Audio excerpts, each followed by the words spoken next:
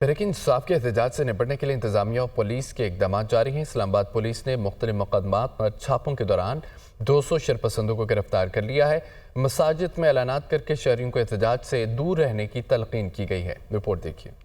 وفاقی دارالحکومت میں روپوش پی ٹی آئی کارکنوں کے خلاف ایکشن۔ اسلام آباد پولیس کے 27 مقامات پر چھاپے، 200 سے زائد کارکن گرفتار۔ ذرائع کے مطابق اسلام آباد پولیس کی 27 ٹیموں نے مختلف علاقوں میں سرچ آپریشن کیا۔ گرفتار شرپسندوں میں مرد اور خواتین بھی شامل۔ گرفتار افراد سے ہتھیار اور اسلحہ بھی برآمد ہوا۔ ترجمان اسلام آباد پولیس کا کہنا ہے کہ وفاقی دارالحکومت میں دفعہ 144 نافذ ہے۔ اسلام آباد ہائی کورٹ کے حکم پر شہر میں امن و امان کے قیام کو یقینی بنایا جائے گا۔ قانون کی خلاف ورزی کرنے والوں کے خلاف سختی سے نمٹا جائے گا۔ مختلف مساجد میں اعلانات بھی کیے گئے جس میں شہریوں کو گھروں تک محدود رہنے اور قانون پر عمل درآمد کرنے کی اپیل کی گئی۔ راولپنڈی میں سی پی او کی سربراہی میں فلیگ مارچ کیا گیا۔ فلیگ مارچ راول روڈ، مری روڈ، مال روڈ، چوڑ چوک سے ہوتا ہوا پولیس لائن پہنچ کر اختتام پذیر ہوا۔